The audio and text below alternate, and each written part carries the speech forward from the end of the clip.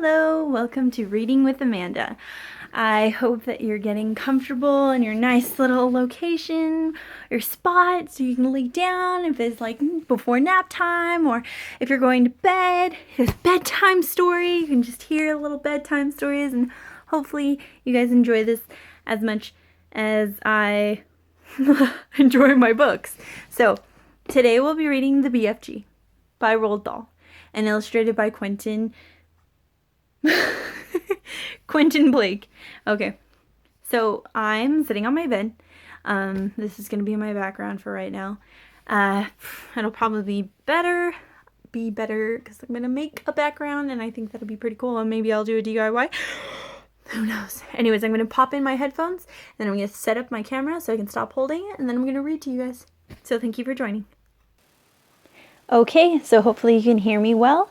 I do have my microphone headphones in. I'm going to use my microphone because I think it'll be clearer and you can hear me better. So here we go. The BFG, Roald Dahl. I love this book. Oh my god, it's one of my favorites.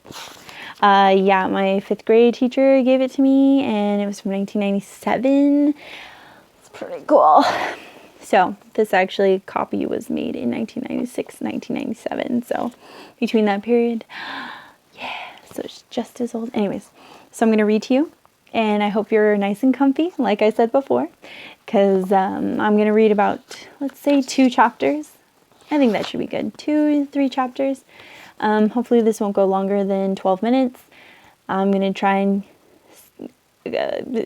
read as clearly as possible, and if you don't mind, I actually read out loud in an English accent, so hopefully that'll be fine with you, because it's gonna happen anyways. If you don't like it, don't watch it, but thank you for watching it. Hopefully you enjoy it, since you're gonna watch it. Hopefully you enjoy it. Anyways, okay, so here we go. The Witching Hour. Oh, that's cool. Okay. Sophie couldn't sleep. A brilliant moonbeam was slanting through a gap in the curtains. It was shining right onto her pillow. The other children in the dormitory had been asleep for hours. Sophie closed her eyes and lay quite still. She tried very hard to doze off. It was no good. The moonbeam was like a silver blade slicing through the room onto her face. The house was absolutely silent. No voices came up from downstairs. There were no footsteps on the floor above either. The window behind the curtain was wide open, but nobody was walking on the pavement outside. No cars went passing by on the street. Not the tiniest sound could be heard anywhere. Sophie had never known such a silence. Perhaps, she told herself, this is what they called the witching hour. The witching hour, somebody had once whispered to her, was a special moment in the middle of the night when every child and every grown-up was in a deep, deep sleep, and all the dark things came out from hiding and had the world to themselves. The moonbeam was brighter than ever on Sophie's pillow. She decided to get out of bed and close the gap in the curtains. You got punished if you were caught out of bed after lights out.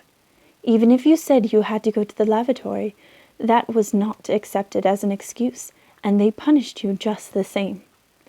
But there was no one about now. Sophie was sure of that. She reached out for her glasses that lay on the chair beside her bed. They had steel rims and very thick lenses, and she could hardly see a thing without them. She put them on, then she slipped out of bed and tiptoed over to the window. When she reached the curtains, Sophie hesitated. She longed to duck underneath them and lean out over the window. Out of the window to see what the world looked like now that the witching hour was at hand. She listened again. Everywhere, it was deathly still. The longing to look out became so strong she couldn't resist it. Quickly, she ducked under the curtains and leaned out of the window. In the silver moonlight, the village street she knew so well seemed completely different. The houses looked bent and crooked, like houses in a fairy tale. Everything was pale and ghostly and milky white. Across the road she could see Mrs. Rance's shop, where you bought buttons and wool and bits of plastic. It didn't look real. There was something dim and misty about that, too. Sophie allowed her eye to travel further and further down the street. Suddenly she froze. There was something coming up the street on the opposite side. It was something black, something tall and black, something very tall and very black and very thin. Who? It wasn't human. It couldn't be. It was 4 times as tall as the tallest human. It was so tall its head was higher than the upstairs window of the houses. Sophie opened her mouth to scream, but no sound came out. Her throat, like her whole body, was frozen with fright. This was the witching hour, all right. The tall black figure was coming her way. It was keeping very close to the houses across the street, hiding in the shadowy places where there was no moonlight. On and on it came, nearer and nearer. But it was moving in spurts. It would stop, then it would move on, then it would stop again. But what on earth was it doing? Aha! Ha! Sophie could see now what it was up to. It was stopping in front of each house. It would stop and peer into the upstairs window of each house in the street. It actually had to bend down to peer into the upstairs window. That's how tall it was. It would stop and peer in. I lost my place. See that? Anyways. It would stop and peer in. There. Then it would slide on to the next house and stop again and peer in, and so on, all along the street. It was much closer now, and Sophie could see it much more clearly. Looking at it carefully, she decided it had to be some kind of person. Obviously, it was not a human, but it was definitely a person. A giant person, perhaps. Sophie stared hard across the misty moonlit street.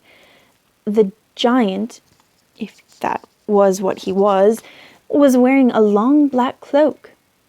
In one hand, he was holding what looked like a very long, thin trumpet. In the other hand, he held a large suitcase. The giant had stopped now, right in front of Mr. and Mrs. Gucci's house. The Gucci's had a green groceries shop in the middle of the high street, and the family lived above the shop. The 2 Gucci children slept in the upstairs front room. Sophie knew that. The giant was peering through the window into the room where Michael and Jane Gucci were sleeping. From across the street, Sophie watched and held her breath. She saw the giant step back a pace and put the suitcase down on the pavement. He bent over and opened the suitcase. He took something out of it. It looked like a glass jar, one of those square ones with a screw top. He unscrewed the top of the jar and poured what was in it into the end of the long trumpet thing. Sophie watched and trembled. Sophie watched trembling. She saw the giant straighten up again, and she saw him poke the trumpet in through the open upstairs window of the room where the Gucci children were sleeping. She saw the giant take a deep breath and whoof, he blew through the trumpet. Picture time. I like pictures. I didn't show you the first one. No noise came out of it, but it was obvious to Sophie that whatever had been in the jar had now been blown through the trumpet into the Gucci children's bedroom. What could it be? Sorry, that was the first picture. This is the second. That's him. It's like a charcoal drawing. It's pretty cool. As the giant withdrew the trumpet from the window and bent down to pick up the suitcase, he happened to turn his head and glance across the street. In the moonlight, Sophie caught a glimpse of an enormous, long, pale, wrinkly face with the most enormous ears. The nose was as sharp as a knife, and above the nose there were two bright flashing eyes, and the eyes were staring straight at Sophie. There was a fierce and devilish look about them. Sophie gave a yelp and pulled back from the window. She flew across the dormitory and jumped into her bed and hid under the blanket. And there she crouched still as a mouse and tingling all over. Okay, let's see how long the next chapter is. Not very long. Okay. The Snatch.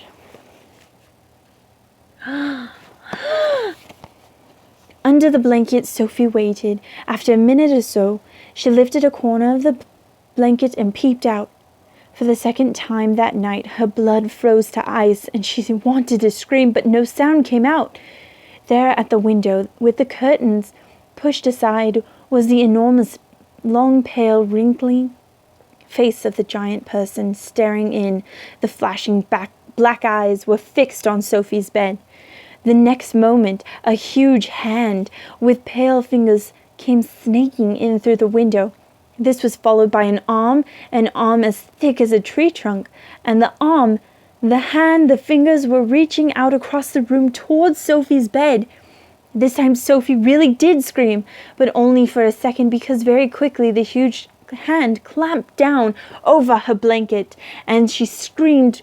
Her scream was smothered by the bedcloths. Sophie, crouching underneath the blanket, felt strong fingers grasping hold of her, and then she was lifted up from her bed, blanket and all, and whisked out of the window. If you can think of anything more terrifying than that happening to you in the middle of the night, then let's hear about it. And if you want to share, go for it. Comments. The awful thing was that Sophie knew exactly what was going on, although she couldn't see it happening. She knew that a monster, or giant, with an enormous, long, pale, wrinkly face and dangerous eyes had plucked her from her bed in the middle of the witching hour, and was now carrying her out through the window, smothered in a blanket. What actually happened next was this. When the giant had got Sophie outside, he arranged the blanket so that he could grasp all four corners of it at once in one of his huge hands, with Sophie imprisoned inside. In the other hand, he seized the suitcase and the long trumpet thing and ran. Off he ran. Sophie, by squirming around inside the blanket, managed to push the top of her head out through a little gap just below the giant's hand. She stared around her. She saw the village houses rushing by on both sides. The giant was sprinting down the high street. He was running so fast his cloak was streaming out behind him. Picture. Like the wings of a bird. Each stride he took was as long as a tennis court. Out of the village he ran, and soon they were racing across the moonlit fields. The hedges dividing the fields were no problem to the giant. He simply strode over them. A wide river appeared in his path. He crossed it in one flying stride. Sophie crouched in the blanket, peering out. She was being bumped against the giant's leg like a sack of potatoes. Over the fields and hedges and rivers they went, and after a while a frightening thought came into Sophie's head.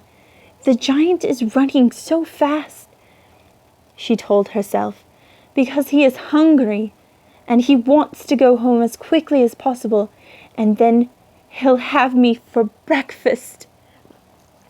And we'll stop there as we've reached 15 minutes. So the next chapter will be the cave, and I'll probably put that in a new video. These chapters are pretty short, so I think I'll just stick to 3 per video. But yeah, that's how I read out loud to myself.